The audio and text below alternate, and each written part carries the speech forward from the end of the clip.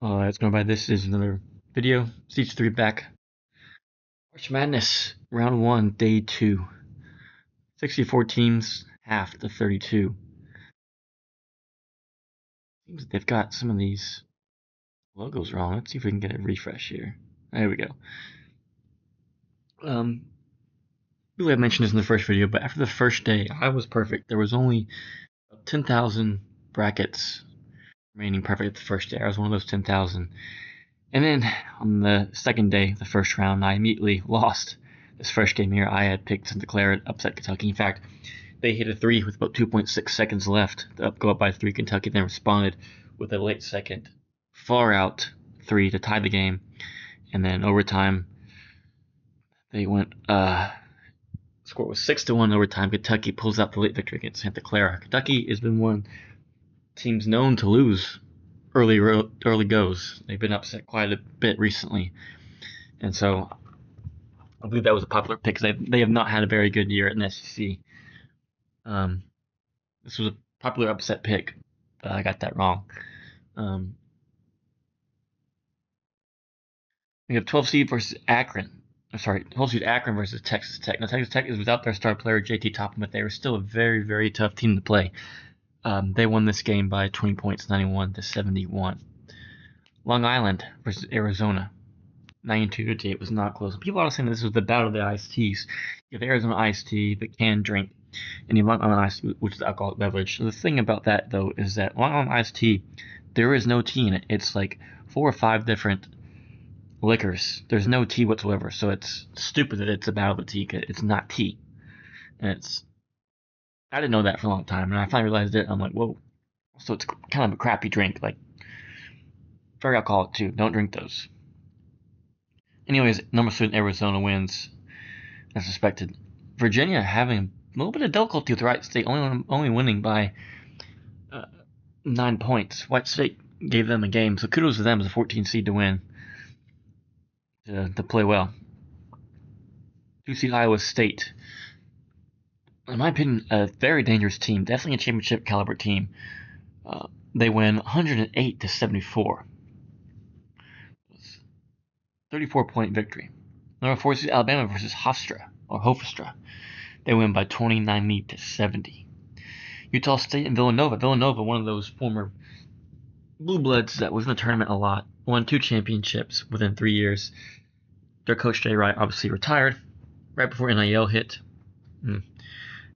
Connect the dots, and they have not really been very good since. They were an 8 seed, playing a 9 seed. Actually, and Utah State won. It was actually seeing the 9 seed over here. I had this game wrong as well. So the first day, I had no wrong games. Second day, I've had 2 here. Here's my third. Miami of Ohio. Only had 1 loss going up against Tennessee. They fell to ass against SMU in that first 4 game. People were saying they should get in. Mostly Bruce Pearl, but he's an idiot. But Miami of Ohio loses 78-56. Was not really that close to the game. Tennessee had a great game. Go ahead and kind of check the box score here. Tennessee shooting 45% from 3 is very, very good. 52% field goal range. So Tennessee had a great shooting game. Miami of Ohio did not. Only 24-35.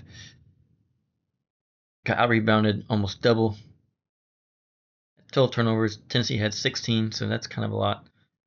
But Miami of Ohio does not have a good shooting game, and they lose. Iowa and Clemson. Now, this was a game where actually Iowa was favored to win the game. They were the only 9 seed favored to win the game in terms of who picked them. I believe they were like a 57% pick to beat Clemson. Now, Clemson, as we know, has had a lot of difficulties in March. Last year, they lost as a 5 seed by like 30 points to McNeese. They have not had much success in March Madness, really ever. They always get out early. They played in the 9 seed Iowa is a really, really good team. They are very dangerous. They have a lot of players that are on, I forget the team, but they were once D2 players or D3 players and kind of D1, went into March Madness, kind of made a splash. They're now at Iowa as their coach left that program, and now at Iowa. This guy Sturtz is a rock star, absolute killer of a guard. Iowa has a chance to do something crazy. They win 67-61. Northern Iowa versus number 5 seed St. John's. Northern Iowa, one of those teams that used to be a big time March Madness school. They were always a low seed and always pull out crazy upsets. They beat Kansas one year on a buzzer beater many years ago. I think that was in 2011 when Kansas was a 1 seed, I believe, or 1 to 2 seed. However, they're playing St. John's, and St. John's is the real deal. They are the most dangerous 5 seed, in my opinion. They are ranked way too low as a 5 seed. Like they beat UConn by 30 points in their conference championship, and UConn's a 2 seed and they're a 5 seed. Make that make sense. UCLA beating UCF. This game was only a 4-point victory, but UCLA pretty much had this game in the bag from the get-go. They were up by 10 to 15 for quite most of the game, and UCF came back in the end. But they won. I think UCLA is one of those sleeper teams that could make a deep run. They are very talented, very good defensive team, very athletic. So Houston needs to watch out. Queens, North Carolina. Cool story about this team. That's their first year as a Division One team. They will also, after this game, they will cease to exist as a school as they are merging with Elon. So cool of them to get in a tournament before the end of their entire school and now it's merging. Purdue wins 104 to 71. What's his name? Braden Smith passes Bobby Hurley from Duke as having the most assists all time in college basketball history. Record that has standard for nearly 20 to 30 years. Now look at this score here. Number 1 seed Florida, the defending national champion, beats Prairie View A&M 114-55, one of the biggest lopsided victories in March Madness history. Kansas playing Cal Baptist, only an 8-point victory. I mean, Kansas. Is that up and down year, despite being a 4 seed. But they end up getting the victory and pull out late. Missouri and Miami, Florida. Another one of those games where Miami pretty much had the lead the whole time, and Missouri didn't have a choice. Miami had a great year, one of their best years in a long time with their new head coach, Jay Lucas. They shot 45% from three. That's really impressive. However, only 58% from free throws. They got to fix that. If you shoot like that in March Madness, free throws, you are going to lose. I rebounded them. We got a young team, I believe. Former Duke player here, Mitchell, who was their best player. Let's see what he did. 19 points, 4-10. So they missed a lot of field goals, but only missed 1 3. But Missouri, again, Missouri is one of those teams where they do not do well in March. They lose a lot. Furman and UConn, no shock here. UConn actually only winning. So there is a shock, I guess. Opposite. Only wins by 11 points. Furman was actually, I think, only 3 points behind at the half. So Furman played really well this game, but UConn gets it done. Let's go ahead and check the bracket after the first week. So what we got. Already got some games going on. Second round starting. Number 1 seed Duke, after surviving that scare against Siena, is playing number 9 seed TCU, who is not a team to take lightly. They took Siena lightly and almost lost. If they take TCU lightly, they will lose. TCU is a really talented team. However, from what I've seen, I see they're up by 26-22. Gumba is back, so that is huge for them. The big presence down low, that changes the way that Duke plays. So we'll see. I think it's gonna be a great game right here. Really physical, tough game. St. John's and Kansas, another really physical, tough game. I personally would take St. John's. I think they're just a better, well-rounded team this year. Already have this one, so you've already seen the outcome. But 6 Louisville and 3 Michigan State. Again, Louisville, one of those teams that does not do well in March Madness. They tend, ever since their championship in 2013, I believe, they have not had a lot of success in March Madness since then. Lost one of their star players, star freshman, and they lose to Michigan State, who is a tough team. UCLA and UConn. I mean, watch out. UCLA, UConn is a great team. Don't get me wrong. Very hard to defend. They're a great offensive team, X and O's team. This is a big time potential upset right here. I mean, UCLA could make a run here. They are that talented. Another game right here. I don't want to see Florida as one of the best teams in the nation. I believe, in my opinion, they are the Duke, on paper, Duke, Arizona, and Florida are the best 1 seeds. I think both of those teams are better than Michigan. But Iowa is a really good team. Potential upset right here. 5 seed and a 4 seed. Also, this is the first time in back-to-back years where a 13 seed or lower did not win a game. Anyways, Nebraska and Vandy, who's had a tremendous year. Both teams have had a kind of shocking and very, very impressive year. This is going to be an absolute battle. It's going to be a great game. VCU and Illinois. VCU coming back from 19 down against North Carolina. Going to do the same against Illinois. Illinois is a much, much better team than North Carolina. So if they get down Illinois, I don't foresee them coming back. But if they keep it close, they have a chance. Remember, the last time the VCU was 11 seed, they went to the Final Four with Shaka Smart in 2010 or 2011, I believe. A&M and Houston, two Texas teams fighting off. A&M impressive victory against St. Mary's. Again, St. Mary's is from a small conference with Gonzaga. They don't play anybody all year. They always lose in March Madness. They're not really that good of a team. Like if they were in the SEC, the Big 12, the ACC, they'd be bottom feeders for sure. But Houston is a great team. Very, very physical, very athletic. One of the best defensive teams in the nation. Got some two guards that are really, really good offensively. But A&M, never count them out. They always seem to do something in March, A&M. Either they lose in crazy fashion or they pull off some crazy upset. However, most of their time, they're always in a very, very tight game. Like they don't lose by a lot often. They're always in tight matches. Again, A&M was very competitive in the SEC this year. And we're the number one team for a while. So if Houston takes them lightly and they have a bad shooting day, this could be an upset right here. A lot of potential upsets. We'll see what happens. Arizona, Utah State. Honestly, this would be a big shock to me. I think Arizona's going to beat the dog piss out of these guys. This would be a crazy upset if this happens. High Point in Arkansas. High Point having that awesome victory upset against Wisconsin. Last second shot. Arkansas, however, is a much, much better team than Wisconsin. By a long shot, I think Arkansas is the best 4 seed. Well, we have 4. Kansas, Nebraska, and Alabama. Oh, yeah. I would say Arkansas is by far the best 4 seed that we have. A Final Four worthy 4 seed. Like, if they were in Michigan's side of the bracket, I would have put them in the Final Four without any hesitation. Arizona's a great team.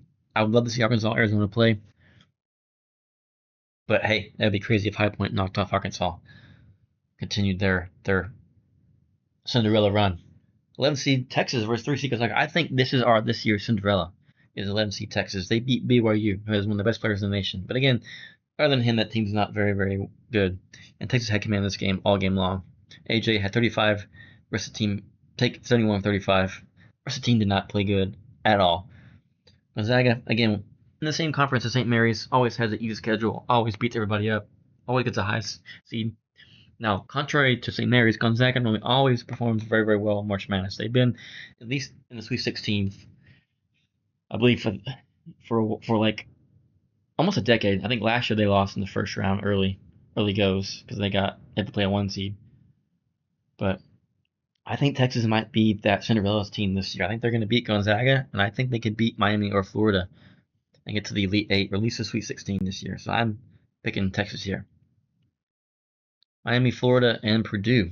Again, Purdue has one of the best guards, Braden Smith, all-time assist leader. However, Miami, Florida is a young team and they're hungry and they've come to play. Tested team, had a great year. Their most wins in school history, and within 1 year, over 28, first time ever. Again, one of those teams that if you take them lightly, they will beat you. Should be a great game right here. Michigan already beaten St. Louis. St. Louis beat the dog piss out of Georgia. If you're thinking, but the ideal, all these Power 5 schools and all these big time schools are going to, March Madness is dead, it's going to be no Cinderellas. St. Louis, a tiny, tiny school, beat Georgia by almost 30 points. And then, of course, they lost to Michigan, but it's Michigan. Texas Tech, Alabama, this is going to be a great game. Again, Texas Tech is playing without J.D. Topham, but I still think they are the better team than Alabama. I would definitely pick Texas Tech over Bama here. But you never know. I think it's going to be a bloodbath right here. Absolute bloodbath. Very physical game. Tennessee and Virginia, also very physical game. Tennessee is one of the hardest playing teams. They do foul the shit out of you. Not going to lie. They are a very tough team. Not that they're dirty. Kinda. A little bit. I would say they're a little bit dirty, but they play physical and they're going to hit you.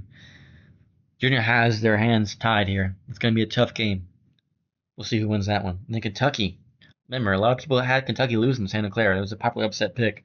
Now they're playing Iowa State, one of the best teams in the nation. I think of all the 2 seeds, I personally think they're better than UConn and Purdue and Houston. I think they're a stellar team. So that's the slate for the second round. Let's see here. The lowest seed is, I think, 12. So not too many upsets this year. We have 2 11s, so that's 2 11s, a 10, a 9, 11, a 12. So a lot of great March Madness games. All of these games have been, I can see here, a great close game. This game was a great game, close game. Cal Baptist gave them their run for their money. This game was close till the end. Great game. UCF almost pulled it up. Furman gave UConn some trouble. Iowa had to lead all the whole time. Clemson tried to come back at the end. Didn't get it done. This game, VCU come back from 19 down to win the game. The shock of Texas absolutely blitzing. I think at one point they only won by 13 points, but at one point A&M was up by over 25 points, I believe. Then we had the High Point game, last second shot, beautiful game.